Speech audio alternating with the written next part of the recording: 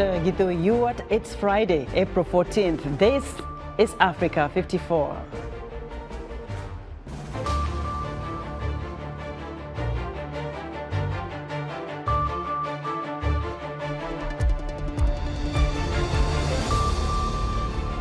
The IMF predicts that economic growth in sub-Saharan Africa will slow in 2023 due to a shortage of funding resulting from reduced aid and access to private finance.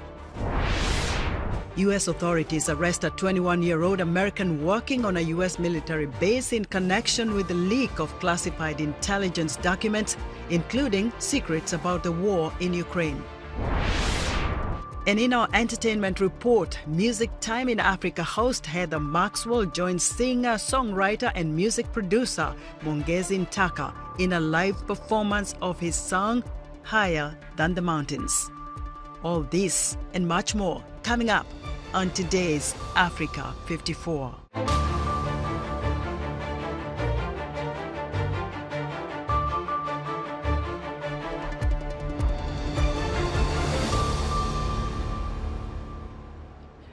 The International Monetary Fund says growth in sub-Saharan Africa is expected to slow in 2023 as a huge funding squeeze engulfs the region. VOA's Mondzi Thabe has more.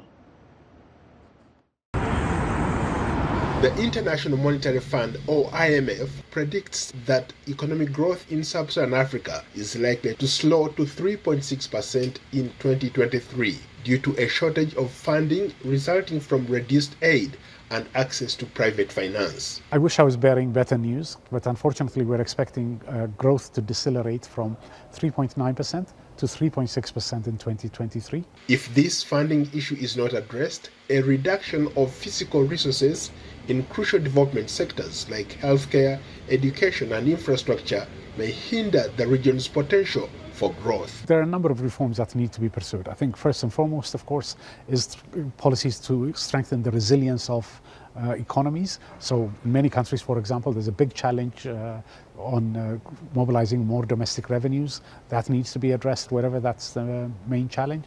Second, I think it's also important to consider policies to insulate domestic economies from external environment.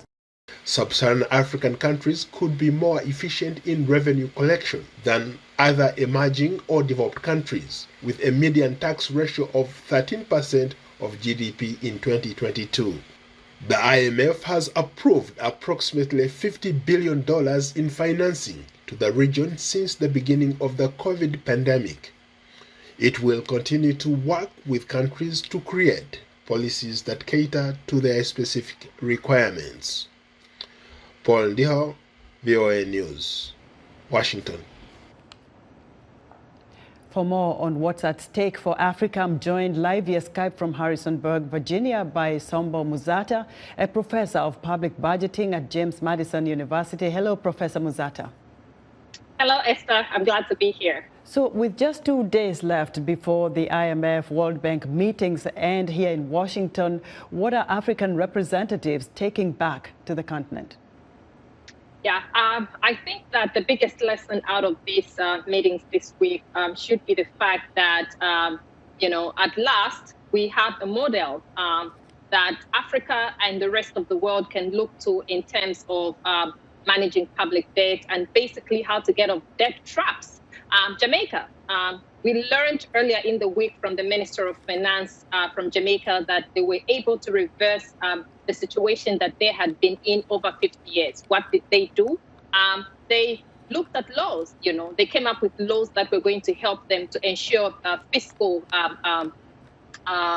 sound fiscal policies. They also put in place institutions and strengthened their institutional capacity. And they also did make decisions in a very transparent manner. So it wasn't like you don't know what is going on. And the last thing that the Minister of Finance from Jamaica said was that they were able to strictly follow through fiscal transparency strategies. So I think that should be the biggest takeaway for African countries as they leave. Are they able to do that? Can they be the next Jamaica? You know, Professor, that's very interesting to hear that Jamaica is a model, and hopefully they are all listening. But what are the two financial giants, IMF, World Bank, offering to do differently this time to help African countries deal with the debt crisis they are facing? Yeah, I think what was very important out of the session on the first day session on debt with the president of the World Bank, he's mentioning and acknowledging that things could have been done differently. And I hope that that's a commitment that things are going to be done differently into the future. And what does this mean? DSAs, debt sustainability analysis reports. I think over the last few years, those have been issued pretty late. And if you issue vital information late, it becomes very difficult to deal with whatever that information is going to present. So what we have seen in the past is that countries find themselves that they're in the red alert. And what do? It's too late. So I think acknowledging that issuing debt sustainability analysis reports early is very crucial in the process of debt management. I think that is a plus, and it's something commendable from the World Bank and the IMF going forward. Professor, the issue of climate change has been big in the continent and elsewhere in the world, but how can Africa manage, how has that climate change impacted Africa's ability to pay these debts, and also can ordinary citizens be included in these conversations? Yeah, so the issue of climate change is a very, very sensitive topic, and I think we need to be very honest when we have this conversation. We need to look at who really is the reason why we are having the situation that we have now. So the UN Environment Program has issued a report, and they have said that Africa contributes only 2 to 3% to the global emissions. So who is responsible for climate change? That's a question that we need to ask. Definitely, it's not Africa, but we know that the impacts are being felt more by African countries, and things are only going to get worse. What we see happening now is that because of these disasters that are happening when we least expect for them to happen, I mean, our climatic surveillance systems are not even there. They're not quite there. Can we predict with certainty that this flood is going to cause so much havoc? We can't do that in Africa. So I think going forward, it's very, very important for us to work with these cooperating partners, all the countries that largely are responsible for climate change, to ensure that we build capacity in the countries that are most affected and are going to be most affected by climate change. Building capacity means training people to be able to respond when these crises occur. I've never heard of an institution in Africa, a university, that specifically focuses on teaching climate change. We have universities here that teach disaster management. In most of our programs, we teach disaster management. Can we be able to support countries in Africa to be able to teach citizens and develop a resource that can respond to this climate crisis as they unfold? But I think more importantly, it's engaging the people as well. We need to educate our people, because you wake up suddenly, you find there's water passing around. What do you do? So we need to be able to have in place at country level systems where people are trained and they know about disasters and how to prepare themselves for disasters going forward. If possible, leaving those areas that are very prone and those areas that are likely to experience flooding and drought. So, yeah. Sambo, very well put. Thank you very much. Sambo Muzata is a professor of public budgeting at James Madison University.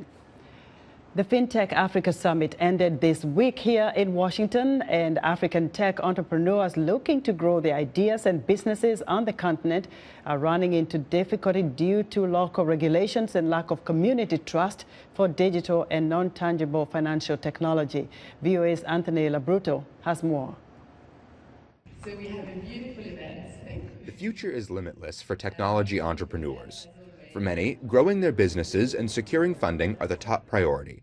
For Baluka Mutinda, CEO of Dukapak, an online sales system, local regulation hampers his efforts to expand beyond the cities he's already based in. But you notice that each market is very different. Even down to Nairobi, you can have neighborhoods that are very, very different from each other based on income, based on just the proximity or the location of the city. So just really having to figure out how we can build a product that can sustain itself beyond that fragmentation has been a challenge. Oluwambankole Falade is the Chief Regulatory Officer at Flutterwave. He said the lack of unified international regulation surrounding digital currency and payments leaves many of his potential customers uneasy about using his service. Payments was fragmented, from country to country, and even within countries, interoperability was a problem. Still, Faladay believes he can alleviate some of this anxiety by investing in more digital infrastructure. By getting as many tangible financial institutions on board, Faladay believes Flutterwave will be the step towards community digital integration. Interconnect with as many partners as possible, be it from schemes to banks. So what we offer today through our single API integration for our merchants is merchants can focus solely on their business core competence and not worry about how to collect payments. Other entrepreneurs are focusing their efforts solely on building trust and familiarity for their digital products by associating it with something well-known. Christian Duffus, CEO of Fondbank, ties his digital payment currency system to prepaid phone minutes to take some of the uncertainty away from financial tech. One of the challenges with digital money, even cryptocurrencies, is in many respects it's a closed ecosystem for the consumers, right? They can't, buy food with it, pay rent with it, can't consume it directly in any way like they can cash. So where we're unique is that we use a unit of prepaid airtime, right? And we've tokenized this on a public blockchain. And as a result, people can consume prepaid airtime. There's 8 billion prepaid mobile SIMs globally. If you can have that type of broad availability, accessibility for consumers with something they're familiar with, then that's how you address sort of the trust factor. Even with the regulatory issues firms are facing, the African fintech industry is expected to reach $230 billion in revenue by 2025. Anthony Labruto for VOA News, Washington. The United States annual counterterrorism training program for African forces in West Africa is underway. Friction with juntas in Mali and Burkina Faso led France to withdraw thousands of troops from those countries over the past year. Modibo Dembele, managing editor of VOA Bambara, recently spoke with the new U.S. ambassador to Mali, Rachna Korhonen, about the Mali-U.S. relationship at a time where China and Russia's influence is rising in the Sahel. I don't know if people realize, but we spend quite a lot of money here, over $300 million every year just on aid. So I would say there's just so many sectors. I'll tell you one thing. One, I am really interested in making sure that the thing that we can do is to help the Malian government and help the Malian people create some jobs, because I know you guys all worry. Mali is very worried about security. Mali is very worried, as it should be, about how to secure the nation. And I want to also come at it from a little bit of a perspective of let's create some jobs. Let's get people the ability to live a life that is worth living, and let's help them get those services. And I think that's how we change the security situation also. But how do you respond to those Malian critics who think that the U.S. is not doing enough to help them fight against extremism? We've been here for 62 plus years, and we have invested in all sectors in Mali. So I don't know why that perception is there. And I do think that for the longest time, we were here training, we were here helping the Malian government in all senses possible.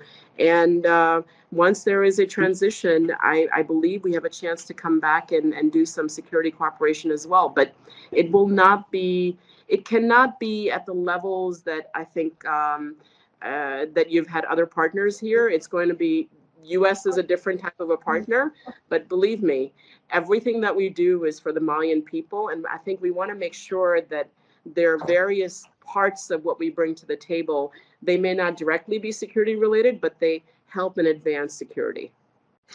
And we know right now Russia and China influence is really growing in West Africa. So I know you are a new ambassador. So you and along with the U.S., do you have any specific plan or agenda how to counter those influence when we know sometimes it is not really beneficial for West Africans, especially the Malians? I do believe that China comes in, takes advantage of the natural resources of a country and then moves on or leaves them in such high debt that cannot recover. I got to watch this up close and personal as I was living in Sri Lanka for a few years. And that country, as you know, is going through a lot of difficulties at the moment. I do believe part of the problem, big part of the problem there is Chinese debt. So I'm really hoping that the West African countries are recognizing that, are seeing it in other places, and are not going to let that happen in the region here. And I hope Mali is also understanding that. As far as Russia is concerned, I'll be very clear. I think Russian presence, I understand that Mali has had a long relationship with Russia, and in some senses there was a lot of back and forth in terms of education and culture and many other things. I realize that Malians will say that you didn't have a choice in the partner that you're choosing, but I would say that this current partner will not be good for Mali. And I would say, based on what they've done in other places, they're going to take advantage. I hope that they will leave Mali in a situation that Mali can continue to recover. That was U.S. Ambassador to Mali, Rachna Kohonen, speaking to VOA's Modibo Dembele. We'll be right back. Art in its different forms is not only a source of joy and entertainment, but also one of the most powerful tools to advance social change. African societies are increasingly using art to raise consciousness and incentivize people to address social issues and promote peace. On this week's episode of Our Voices, we will hear from experts on how art can improve social, cultural, and economic dynamics among societies. Join the conversation each week right here on Our Voices.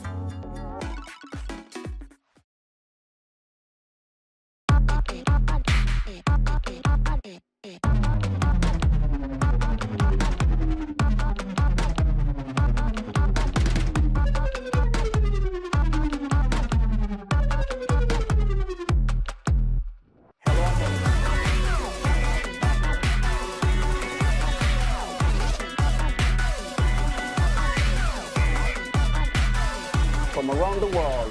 Let's go.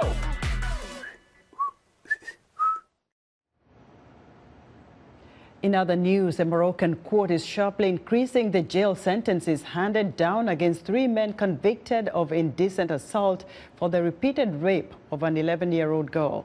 The appeals court in Rabat sentenced 1 man to 20 years in prison Friday and the other 2 men to 10. All 3 could have faced up to 30 years behind bars. The UN World Food Programme warns Friday that it will no longer be able to feed 600,000 refugees in Chad within weeks unless it receives urgent international funding. The WFP's Chad country director, Pierre Honorat, says, quote, "We have absolutely no funding from May onwards for the refugees and displaced people."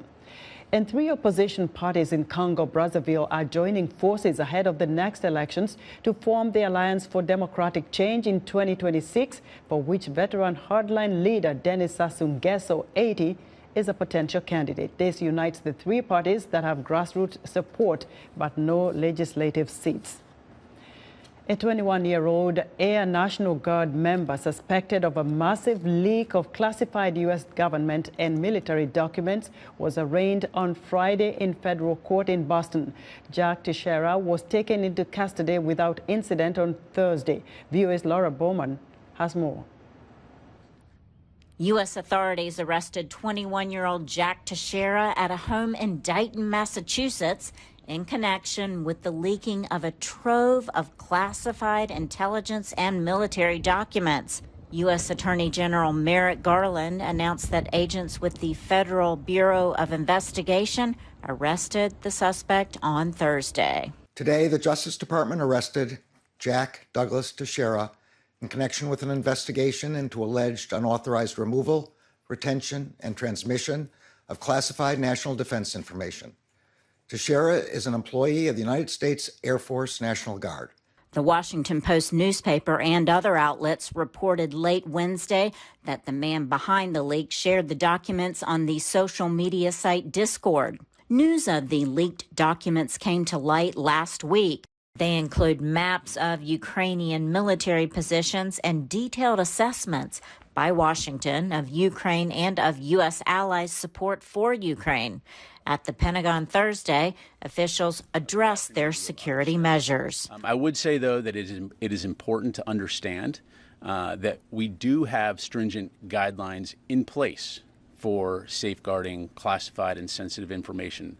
This was a deliberate criminal act, a violation of those guidelines. U.S. President Joe Biden, who was in Ireland, pointed to the ongoing investigation by the Justice Department and downplayed the leak. Well, I'm not concerned about the leakages, and I'm concerned that it happened. But there's nothing contemporaneous that I'm aware of that is of great consequence. The Justice Department is leading the criminal investigation into the leak. Laurel Bowman, VOA News, Washington. U.S. President Joe Biden is wrapping up his visit to Ireland by spending a day in County Mayo in Western Ireland, where his great-great-grandfather lived until he left for the United States in 1850. Biden on Thursday addressed a joint sitting of the Irish Parliament. VOA White House Bureau Chief Patsy Widakuswara has more. In what was dubbed a homecoming visit to Dublin, speaking to the Irish Parliament, U.S. President Joe Biden reminisced about his Irish heritage and highlighted the enduring bond with Ireland that began with the founding of the United States. The Irish hearts that helped kindle the torch of liberty in my country and fire its revolutionary spirit. The Irish blood from across this island that was willingly given for my country's independence. Biden praised Dublin's support in defending Ukraine from Russia's aggression. Ireland, part of the European Union but not a member of NATO, is militarily neutral but provides humanitarian support to Ukraine. Earlier, Biden thanked Irish Prime Minister Leo Varadkar for welcoming nearly 80,000 Ukrainian refugees. And also reaffirmed our determination that Ireland and America and Europe should stand together in favour of democracy and liberty in the world, which is under attack in so many different ways. As he has done throughout the visit, which began Tuesday in Belfast, Northern Ireland, Biden in his speech hailed the Good Friday Agreement, the 1998 peace deal that helped end 30 years of bloody conflict over whether Northern Ireland should unify with Ireland or remain part of the United Kingdom. As he rang the peace bell in Dublin earlier Thursday, Biden again mentioned his hopes for the restoration of Northern Ireland's power-sharing government, which had collapsed under political infighting, potentially endangering the peace deal. He said the United Kingdom and Ireland should work together to avoid the return of bloodshed. Political violence must never again be allowed to take hold on this island. Biden's speech received rapturous applause from lawmakers. You have demonstrated unshakable faith, deep resilience, and the ability to bring people of diverse and often conflicting views together. And from Mary Haney, wife of the late Irish poet Seamus Haney, whose work Biden often quotes. He ended his day with a banquet dinner hosted by Varadkar at the Dublin Castle. Patsy Widakuswara, VOA News, Washington. It's time for our entertainment report, and joining us is Heather Maxwell, host of Music Time in Africa. Hello, Heather. Hello, Esther. Hello, everyone. That's right. Earlier this week, Mongezi Ntaka came to our studios to share the news of his latest collaborative album, Ukubonga, with vocalist Lorraine Klassen.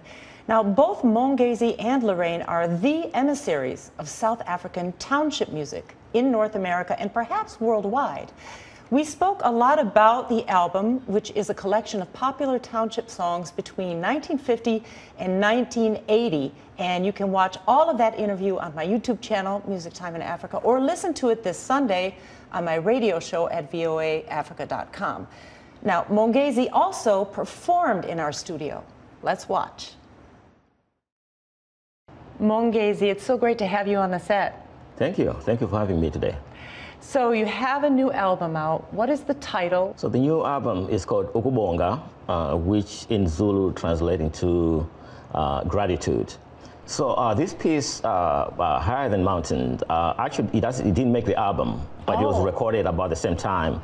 We had thought that we were going to put it on the album, but then we realized that we had so much material to deal with, especially from the township side. Yeah. And the inspiration is just to give encouragement to those that are going through some difficult relationships, all kinds, you know, to make sure that they can be able to move on without having to doubt themselves. That's what it's all about. Okay. And you had me learn it, so I'm going to be singing a little bit back up here on this tune. Yeah. Let's go. All right.